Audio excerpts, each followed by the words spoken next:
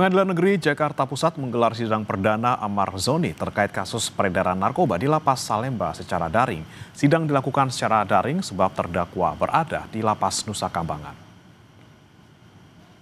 Selain Amar Zoni, 5 terdakwa lainnya yang berada di Lapas Nusa Kambangan juga dihadirkan secara online.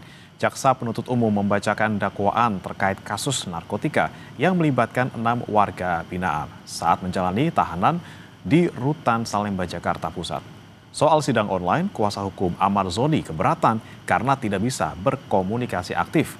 Kuasa hukum meminta agar sidang berikutnya dilakukan secara luring atau offline.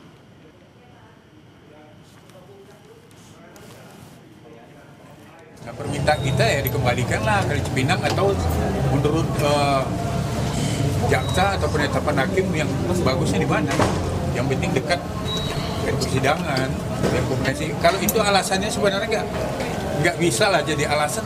Dulu teroris ditahan di Nusa Kambangan loh. Habisnya sidang di Jakarta. Kenapa kok untuk Amar kok dipersulit untuk disidangkan dihadirkan sini?